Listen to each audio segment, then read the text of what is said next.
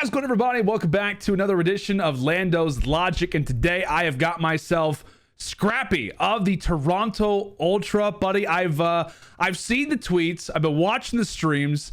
Give us a taste. How ready are you for this season to start? I don't think I could be any more ready. Like I've been this is my dream. I've been waiting for this and it's finally coming around, and I just can't wait to get on stage and wait to play with the boys. Now, I don't want to bring up a sore subject, but I'm curious if like the hunger for this season in some way stems from the way the Challengers year ended out for you guys, right? You head into Challengers champs, expectations are high, you end up losing to Iron Blood, you lose to Mohawk. Is there any extra fire that you think comes into this season, considering that maybe last year there's some unfinished business? 100%. The end of the goal year last year was we got to win champs. We've won two out of the three events that already happened before. We got to end it with a bang, and it was looking good. It was looking promising, and just we fell short. And I just, since that day, that hunger in me just to show what I'm actually made of in the big, huge tournaments. I can't wait.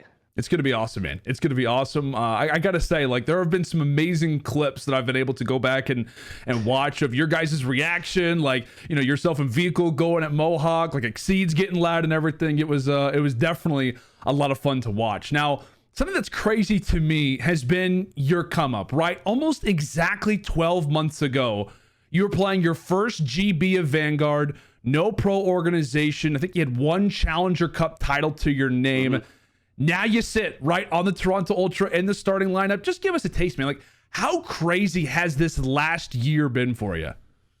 I can't even put words into it. It's been insane for not only me, but my whole family, my teammates that have come up with me, and the whole Ultra NA squad, everyone who joined Ultra, Mo, Adam, obviously Charlie and Javi. It's been the same for all of us, I could probably say. But I think it all kicked off in Minnesota. Once we won Minnesota, after that I was like, holy, this is it. Right. And then once I really got comfortable with being in the pro environment and being at the facility with the boys in Toronto, going to events and chilling with all the pros in the back, it kind of just it got used to really quickly. And I think the pressure was really at the pro-am and kind of really only at the pro-am for me, because I knew after Minnesota everyone was going to be like, all right, let's see what this kid's really made of against pros and on LAN against pros. And when I came out and I just fried everyone, I was like, oh, this is it. Like now, once I get to my most confident point in myself, it's over. No one can really gun me. No one can stop me. It's just how I am. I'm the most confident person probably a lot of people will ever talk to. And so right after the pro-am, I was like, oh, this is smooth riding now. Now I could just have a good time in Challengers and get to run these kids. So it was a good time. It's kind of an off-script question, but do you think that you are going to be the most confident person in the CDL? In the CDL, it's if I was gonna give my answer, 100%. Sure. I am the most confident. I like that. But if you're gonna ask someone else, they are not gonna agree with that. Sure. Because I've never been in the league, so I don't really know, because I haven't talked to most players on game day, at tournament day. I've kind of just chilled in the Toronto camp. So I don't know, but since most people, I've talked to a lot of pros, and no one has my confidence. I like that, man. Now, like I said, you had one of the fastest rides that I've seen up the Challengers ladder, early just in general, even before Challengers existed, like in the amateur side. Like, you had one of the fastest come-ups that I've seen from a player in a very long while. Like, someone that was known in Cold War, but it felt like in a matter of months, you went from, you know, kind of a known player in Challengers to top of the ladder, no question about it. Like, if there's one guy who can come from Challengers into the pro scene, it was Scrappy. Like, we almost knew that within 2 months, 3 months of Vanguard even coming out. What would you say that you dedicate that rise to, that transfer of that short period where you went from being known in Cold War, but just an explosive talent in Vanguard? What would you dedicate that fast rise to most?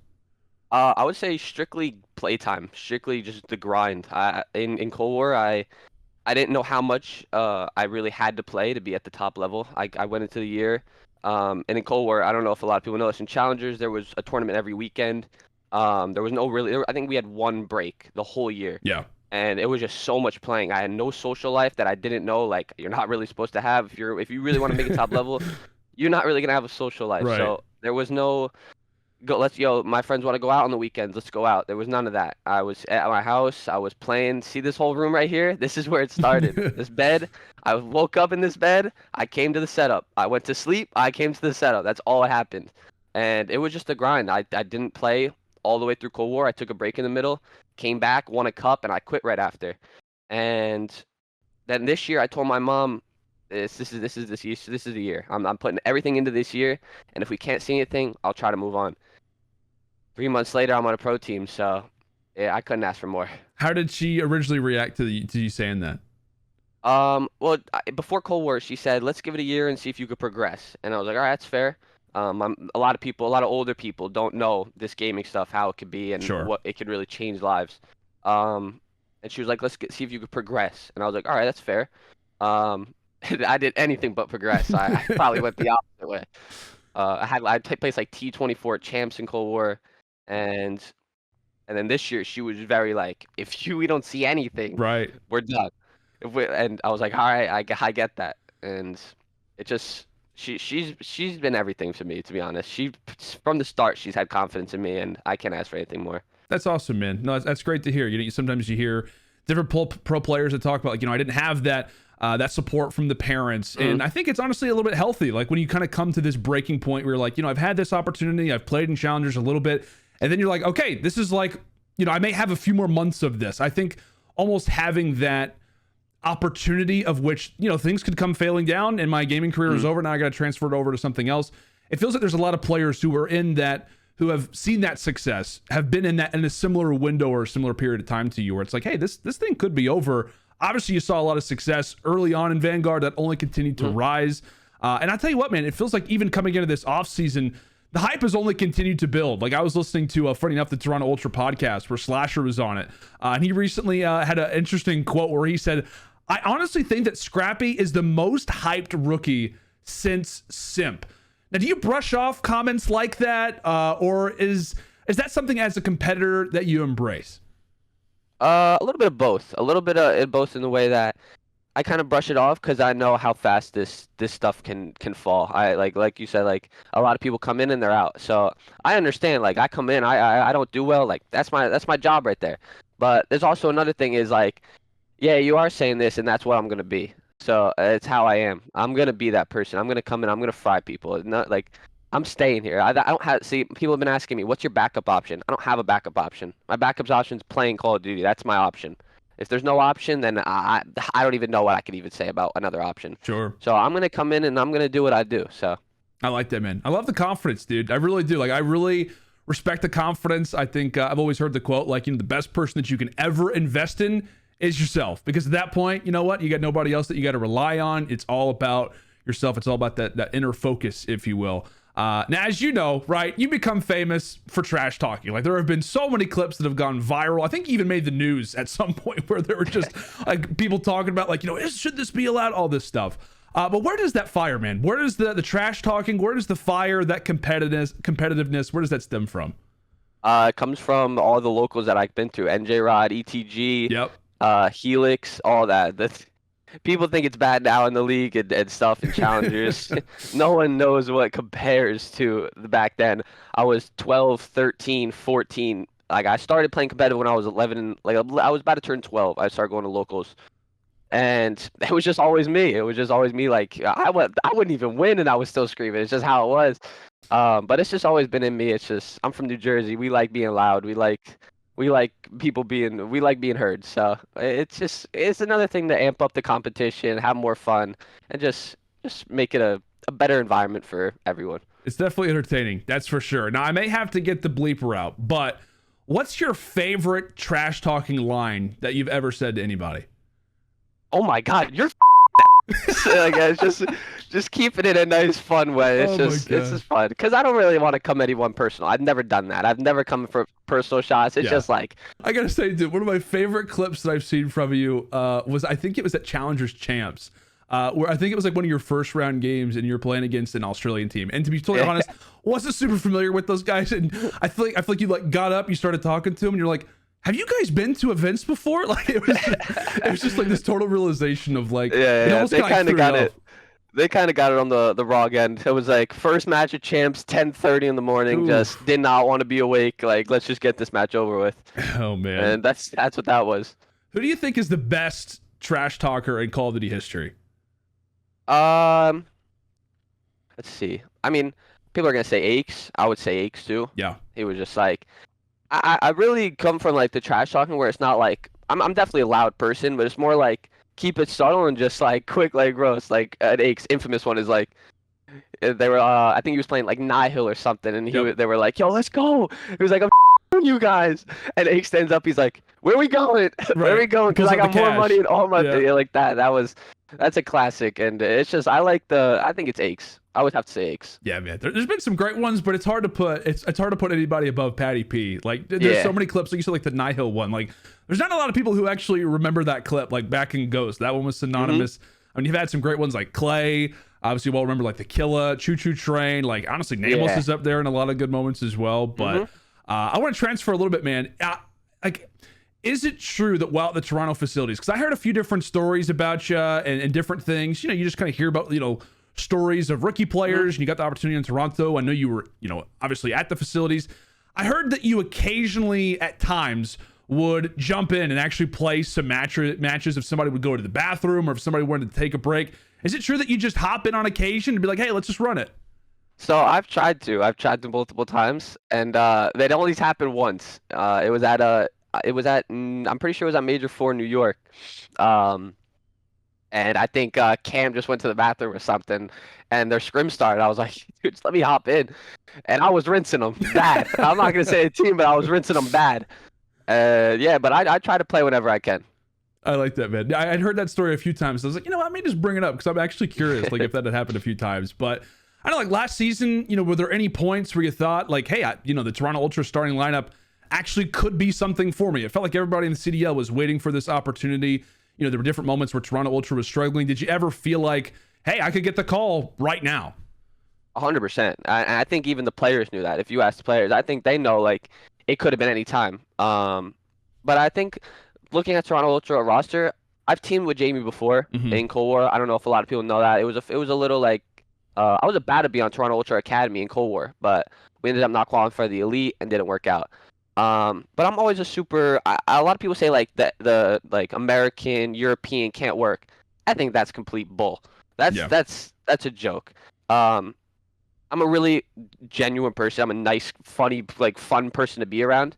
So I think if you put anyone in front of me, I could team with them. But I can't wait to be in team with Jamie and Toby, Eli. It's gonna be so fun. I think we're all like super excited. I am too, man. I think you guys got a really good group together. And there's been a lot of people who've kind of, speculated and like you said, talked about like, can NA and EU work together? And there's not a ton of examples previously, but I think we're starting to kind of enter into that era where it's just like, you just pick up the 4 best players that you can, and they're going to figure it out. We're just at that point nowadays. But I'll tell you what, man, I'm super excited. I know you've already talked about it a little bit, being in the starting lineup now with this group. All the hard work has led to you to being in this starting position. Like, how was this offseason for you? Like, was it known in your mind that, like, hey, I'm probably going to be joining the team? Was there some time that went by where you thought, hey, I may not actually be on Toronto moving into this next season? Yeah, so I think I always knew I was going to be on Toronto. It was just like how my year was going. I don't think that it would really work out with anything. It's just they were going to keep me. So I always knew that Toronto was going to probably be my spot. But I feel like I don't know. It's just the beginning of the offseason was stressful. It was super stressful. Yeah. For the first 3 weeks. My first offseason being in the league, it ain't fun. I'll tell you that. If anyone's looking forward to it, it ain't fun. But after the 3 weeks were really dealt with and I got everything scheduled, I just been chilling and doing nothing, streaming and doing nothing. So I just can't wait to get back. That's it. I'm going to be saying I can't wait to get back all video because I truly can't wait to get back. Who knows? Maybe that'll be in the title. I just can't wait to be maybe in the thumbnail. Who knows? Maybe some variation of that. But I'll tell you what, man, like I said, you're alongside Kleenex, Insight, Standy. It is it's a new generation for Toronto Ultra, considering how the last 2 titles have been kind of with that same core unit, from the prior group. Walk me through the team a little bit. Like, what are you most excited about? And what do you think sets this team apart from other rosters that are in the CDL? Well, we got one weapon. That's Toby Kleenex. That guy is filthy. And then we got the Iceman, Jamie, and then Eli's coming back for his comeback season. And we're gonna be dangerous. Like I can't wait to get on board with everyone because everyone knows how I am. Once we get going, once I get going, it's a snowball effect. Because once I start getting hyped in the comms, I know how Toby is. I know I can get Eli going. Jamie's gonna be right next to me, and so it's gonna be a show. What's one thing that you want to improve on most as a player heading into your official rookie season? I would say make sure to just do me. Just make sure don't try to be anyone that you're not. You know what I mean? I'm a real big believer. Just do your 25%. There's 4 people on a team. Do your 25%. You'll win every match. And just make sure that I'm just trying to be the best teammate I can. If someone tells me I'm doing something wrong, I fix it. If just be a person that that the young kid that I used to be. I used to be that young teammate that was someone did something wrong, I yelled at them because that's how I was. That's just like how I you know how like Clay is and Aches, like you do something wrong, they're gonna let you know, but it's not anything crazy. But I really think just maybe like being just the better teammate, being the nicest teammate I could be to my teammates, because I know once you're nice to your teammates, once everyone's on the same page, things click easier, and I just want to make it easier for the whole team. What would you say is your best attribute as a player? Like I know that it's easy to be like, oh yeah, you know, like I have good gun skill, like, and that may very well maybe what you'd say, but like, what would you say differentiates yourself from other players? Something that you're willing to do, you know, just from an attribute perspective. What do you think that you do best that maybe other players don't as much? I think that I really, outside of just doing myself better, I think it's helping my team and their confidence levels. Like I said, I'm a super confident person, so my confidence, it's not, I got too much confidence being myself. So you're going to be next to me, you're going to be the most confident person behind me. So I think just when we're playing together, it's just me like, yo, no one can stop us, bro. And then once, because I know if you have the most confidence, no matter what you do, no matter if you're playing, no matter if you're on like you on the desk, you got to be confident in yourself. Like if you're not confident in yourself, this isn't gonna work. So I think if I can make everyone as confident as they've ever been, it's unstoppable. I gotta say, like, that's something that I've heard, like, a lot of teammates who have teamed with guys like Aches or even Clayster more recently, they always talk about it. It's like, hey, I really enjoy teaming with Clay for a number of different reasons, but also because he just inspires you. Like, he gets you ready for these matches. He gets you involved. It almost feels like you're on the winning side every time, even if things don't look good.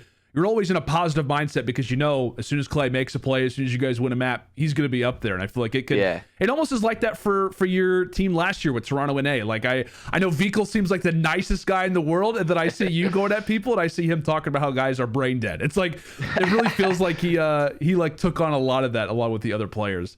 Now speaking of VIKUL, speaking of a bunch of different players who are going to be entering into their rookie season, is the Rookie of the Year award even in your mind right now? Not really. I don't really care. Not something you're going to shoot for? I mean, I'm shooting for chips. That's what I'm shooting for. I'm shooting for a world championship, a major champ. I'm shooting for chips. I'm not shooting for Rookie of the Year. Rookie of the Year is an individual achievement. If it happens at the end of the year, great. We move on. But I want my team to be good. That my whole thing is I want to have a very, very good team. I want us to win. I want us to be at the top level of the league. And that's my biggest goal. If we come back at this interview a year from now and I were to say, you know what, you did this, what would you say would make your rookie year a success if you did what? I think, well, if we win a chip, that's it right there. If we can win a chip, that'd be it right there. But I'm not really sure. I don't really know that answer right now. But yeah, I would say win a chip. Like that could be it, because it's hard. It's hard to win a chip. It's very, very hard. And I give props to Sib and Pred. Like that's typical to come out your first year and win a LAN championship. So yeah, I would say just win that. Yeah, and that could be, you know, like I said, that's going to be something that as time goes on, but you'll kind of reach that level of, you know, maybe what is deemed as successful, because, you know, some players enter the year and they're like, you know what, world championship or bust. If we don't win a world championship, hey, you're doesn't count. But there's also something to say for, like I said, man, these major championships are hard to come by. Like they are not gifted by any stretch of the imagination. Give me 3 names of players that you are ready to trash talk on the main stage. I think one's got to be Javi, VIKUL. Like that's just my guy, and I just got to do it to him. I would say Javi. It's got to be Tej is up there. I figured. Tej is definitely up there. If he's on a team, I want Tej. I want to see him on the stage. Number 3. Let's see these teams. 3. I don't know. Maybe like what? Maybe like Ben or Cam. Okay. Maybe like Ben or Cam, because those no matter what happened this offseason, those are my guys. Yeah. My bad for the cursing, but those are my guys. And so like no matter what happens, I love those guys. So even especially Cam and Ben, like wow, bro. They're two different people that I just love, bro.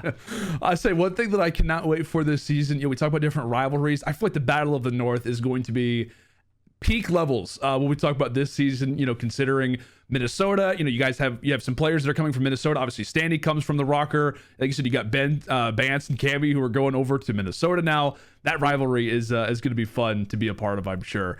Now, I do want to send you. I want to show you a clip. So I want to have a moment here because I had a recent interview with VIKUL, and I want to gauge your reaction to what he had to say about Rookie of the Year and what he had to say to a very interesting question. All right. Okay, so you are in. I'm just going to put you in a scenario. Major 1 finals. Game. Well, I know we're playing best of 9s. We'll just say game 5. You're in a search destroy. For the tournament, round 11. You clutch up, you win it for the team. Who is the other player that you want to clutch on? Is it going to be Scrappy or is it somebody else? 100% Scrappy. 100% okay. Like that's like you know what? Like even me with an AR, like absolutely gunning him from my head or something, like something like that, and he'll absolutely just a moment that he will remember for the rest of his life. And that just will put him to like won't let him sleep for the rest of the week or something. Yeah, it would be Scrappy for sure. All right. Those are some fiery words, man. That's I mean, he looks like he's joking to me because he ain't gunning me off the head. I'll tell you that. He ain't gunning me. Javi, you ain't gunning me. You know that. I love that. He told me a funny story, man. I want to confirm this is true, but he told me that as soon as he was announced on the Florida Mutineers, that you texted him and you're like, hey man, congratulations, that's awesome, but you're not going to beat me all year. Is that true? Yeah. Oh my god, 100% true. I just gotta let him know. I'm really excited to see you guys face off against each other. It's gonna be awesome, man. It's gonna be awesome to see your contribution in a few of these different rivalries that are going on throughout the CDL. Before I let you go, I want to gauge a quick question. MW2, we've had the chance to play the beta a little bit. Your early thoughts on how you feel like your play style transfers into a game like that? I think it's made for me. Bunny hops and irons, bro. Irons and bunny hops, that's all me. All me. I'm ready. How do you feel like subs are going to transfer to a game like that? I mean, we've seen obviously Shotzzy come up with like slide canceling, things like that, but how do you feel like subs are going to transfer to a game like that? It was hard to gauge in 6v6, but Yeah. it looks like in 4v4 it could play well, and I think the maps are going to play well in 4v4. I think it's really going to be if you have an AR, gun ain't gunning you long range. It's just not going to happen. Yeah. But I also think if you're up close with a sub, I think the sub rips too. So I really like all aspects of the game. I think it's going to be a very, very good game that people are overlooking. If you got the opportunity to decide what the third game mode would be, hardpoint, S&D, in a perfect world, you could even make up your own game mode for God's sake. What would it be? CTF. CTF? Really? Yeah, CTF. That's a veteran answer. I think CTF is veteran answer. I've been playing since I was true. That's true. A long time. I played CTF in World War II. Right. And I loved it. It was just like come down to the wire, just someone dolphin diving on the flag for the last flag. It's so your heart's racing. You're racing someone to the other side of the map, winning gunfights. It's so much fun all around. Honestly, I was expecting uplink. That's the reason why I said CTF, because it feels like some guys who played kind of started off more in the jetpack era always say uplink. It feels like maybe some of the older heads, if you will, are always like, yeah, CTF, it's the perfect game mode. You just gotta have the right maps for it, etc., etc. But who knows, man? I'm excited to see what the third game mode could be alongside Hardpoint S&D. But I want to give you the chance to address the CDL, to address Toronto Ultra fans. What can they expect from Scrappy, and what can they expect from Toronto moving into MW2? The loudest team in the CDL. We're all getting up. Toronto fans, we love you. Every time you guys come to the facility after a match and ask for pictures, we love it. Anytime you come for watch parties, we love it. And just expect a lot of trash talkers. We're getting up. We're getting loud. So we'll be there. That is Scrappy of the Toronto Ultra Band. Hey, congratulations on the opportunity. I'm excited for your rookie year. Thanks so much for joining me, pal. Thank you. Have a good one.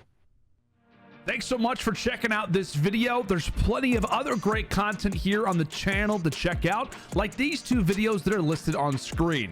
Make sure to subscribe to see future content from me and visit the description of this video to find my socials. I'll see you back here on the channel real soon.